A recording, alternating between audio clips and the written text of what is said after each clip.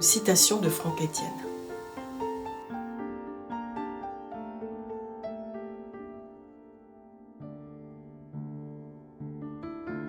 Rêver, c'est déjà être libre. Je crois que nous sommes tous interconnectés avec l'univers, que nous avons d'immenses possibilités avec l'univers qui n'ont jamais été exploitées, parce que nous avons été empoisonnés par une rationalité à outrance qui a tué l'intuition, atrophié l'imaginaire. L'un nous a quittés le 18 janvier 2024, juste avant la première édition d'Ingeta Haïti. L'autre s'est éteint le 20 février 2025, quelques jours après la deuxième édition de cette commémoration en hommage aux révolutionnaires africains de Saint-Domingue. Le 8 mai, le Cercle du Marronnage lançait la commémoration marronne dans la ville de Nantes, autrefois principal port négrier de France. 2 jours plus tard, Nantes s'est regardé et Nantes a eu le courage de faire la toilette de sa mémoire. À l'occasion de la journée des mémoires de la traite, de l'esclavage et de leurs abolitions, la municipalité de Nantes accueillait Franck Etienne comme invité d'honneur avant de recevoir l'année suivante la militante Angela Davis. Commémoration du 4 février 2025. Dans la deuxième partie du programme, après la visite marronne du mémorial de l'esclavage, 3 écrivains et intellectuels haïtiens ont été mis à l'honneur. Jean Métellus, Franck Etienne et Gérard Aubourg. Alors que nous préparions une restitution vidéo en hommage à Gérard Aubourg, accompagné d'un texte de Chris Réunion-Granel publié dans la revue pour Haïti, nous avons appris la disparition de Franck Etienne. Nous avons donc choisi de réunir ces 2 hommages dans ce modeste document. Ingeta.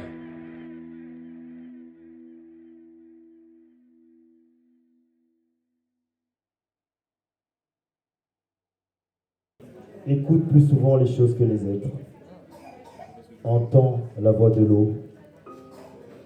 Écoute dans le vent le buisson en sanglots.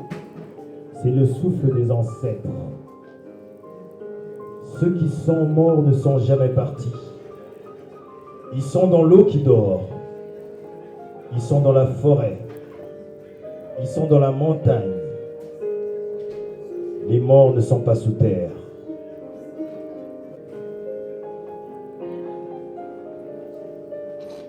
Écoute. Yoka Liloba. Hommage à Gérard Aubourg Tokende.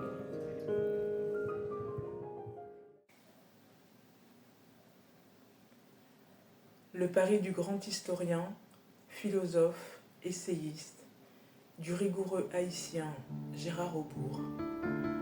Une solitude partagée, un texte de Chris Réunion-Granel. Du Maillheureux Soufflot à la place de la Sorbonne. De 1970 à 2003, des étudiants haïtiens, antillais de Guadeloupe et de Martinique, africains et quelques Français, toutes classes sociales confondues, se retrouvaient en ces lieux de rencontre le samedi après-midi dans la réflexibilité de la conscience. La plupart d'entre eux venaient de la résidence universitaire d'Antony. Lorsque les étudiants du Concordia du 5e arrondissement passaient timidement les samedis après-midi, elles se faisaient interpeller par leurs camarades pour les saluer, puis disparaissaient aussi vite afin de laisser les hommes étudiants reconstruire entre eux un monde, évaluant leur degré de prise de conscience avec passion et évoquant avec espoir les lendemains. C'était une époque pleine d'attentes pour les jeunes. Il parlait souvent de la face française des aliénations dans le système assimilationniste des pays encore colonisés, les invitant à s'en dégager et à toujours évaluer le risque de mettre en place les dictatures. Il soulignait, pour ceux encore sous la tutelle coloniale, ce qui ne doit pas arriver comme en Haïti. avec l'horreur bafouée, transgressée du premier pays libéré des griffes de l'esclavage. Gérard passait des heures à parler des combats, de Dessalines, de l'histoire des drapeaux, de Bolivar, du Che Guevara, de Fidel Castro, de Mandela, de Jomo Kenyatta, de Sékou Touré, Mario De André, homme politique angolais, Sarah Maldoror, cinéaste, et pour l'émigration antillaise et d'outre-mer en France, de Marcel Manville, Aimé Césaire, Daniel Buchmann, le sociologue Victor Permal et Frantz Fanon, trop tôt disparus. Parlant de Dessalines, il rappelait l'invitation des 400 légionnaires polonais à qui ce dernier avait accordé la citoyenneté haïtienne lorsqu'il s'était rallié stratégiquement à la lutte des esclaves pour la liberté dans un village de la chaîne des Maheu et des Cao. Gérard rappelait aussi ces dictateurs africains qui déshonorent leur pays, complices du pillage et du néocolonialisme. C'était un bonheur pour Gérard de réunir ses amis de Paris au Café du Luxembourg, puis au Rostand, pour discuter et refaire le monde. Gérard détestait ce que les Duvalier ont fait de son pays. Brillant intellectuel humaniste, Gérard rappelait les massacres de nombreux intellectuels valeureux, journalistes, écrivains, poètes, tous victimes du docteur Duvalier, dont l'assassinat du docteur Jacques-Stéphane Alexis, médecin, écrivain, essayiste, poète, dont la fille Florence, avec son fils historien et professeur, réunissent ses livres et autres textes pour perpétuer sa mémoire.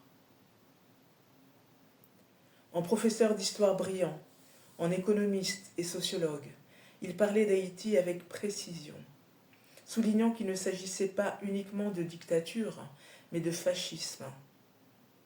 C'est ainsi qu'il sortit son livre en 2022.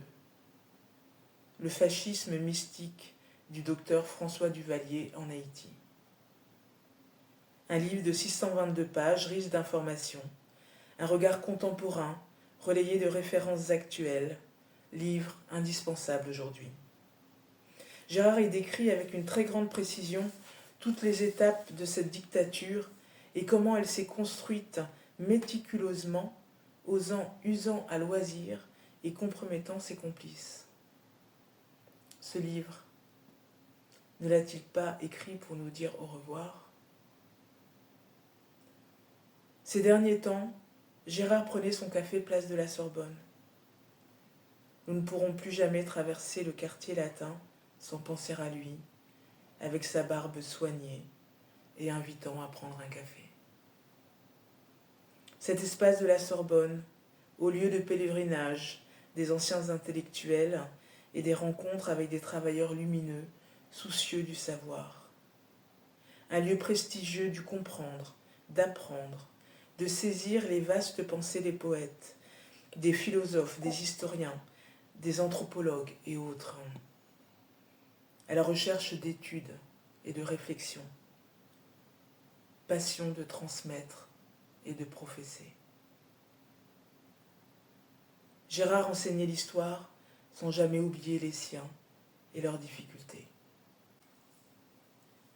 Il faisait partie d'un groupe d'Haïtiens qui ont créé la revue Pour Haïti, et le plus extraordinaire encore, la Maison d'Haïti dans le 20e arrondissement de Paris, où courageusement, grâce à quelques bonnes volontés comme les docteurs Daniel et Annie Talleyrand, le docteur Fritz Pierre, Paul Baron, Jean-Marie Théodat et quelques autres amis, avec cette ingéniosité et cette courtoisie, tous et toutes se rencontraient avec des amis pour des conférences sur des thématiques variées qui se clôturaient par un repas haïtien.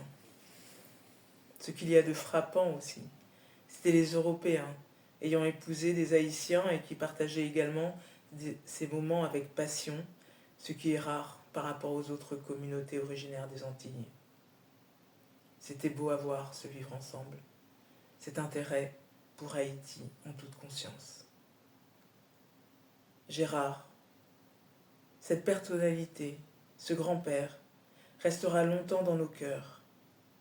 cette belle fraternité qui nous avait appris à aimer et estimer sa famille, sa fille, son épouse, qui comprenait si bien sa liberté, sa philosophie. Le vrai visage d'un intellectuel haïtien dans une grande et riche ville comme Paris, dans une solitude partagée mais combien construite, pour ne jamais oublier le respect et la dignité que mérite son pays. Gérard laisse un vide que nous tous ressentons. Affectueusement, Chris Raymond Granel. Merci beaucoup, je suis très touchée. Je vois un énorme travail qui est fait, énorme, très sobre, je pourrais dire. Mais je pense à Sarah Maldoror, vraiment, qui a tellement voulu qu'on se retrouve avec l'Afrique. Nous avons également eu comme participant invité Jean-Baptiste Célestin, peintre, sculpteur, créateur d'univers, qui, au travers d'une de ses toiles, nous présentait en fait Haïti comme une terre-mère, au chevet de laquelle 3 médecins, représentés par le drapeau français, le drapeau américain et le drapeau canadien, à son chevet. C'est maman qui souffre. C'est maman qui est représentée par Haïti, une femme enceinte, normalement, qui est sur le point d'accoucher. Et donc il y a 3 médecins dessus, ces médecins ne peuvent rien. On a besoin de médecins locaux canadiens pour guérir maman. On n'a pas besoin de médecins d'ailleurs, venus d'ailleurs. On n'a pas besoin de spécialistes, on en a plein. Donc ces spécialistes-là peuvent guérir maman. C'est ce qu'on attend. Voilà. Et ce sont ces 3 médecins qui semblent aujourd'hui vouloir prendre soin de la terre qui représente au loin tout ce que l'Afrique peut avoir de contradictions, de difficultés, de violences, mais également de rêves de liberté et de capacité à s'affranchir des jougs qui veulent lui être imposés. Et nous sommes dans une époque historique, parce qu'à la réalité, aujourd'hui, le fascisme menace beaucoup d'autres sociétés, et non seulement les sociétés qui étaient jadis esclavagistes. Alors, est-ce qu'il sera possible de faire que les consciences militantes se retrouvent et que la société civile planétaire, comme une seule force, se lève et dise non à toutes celles et tous ceux qui veulent imposer des chaînes?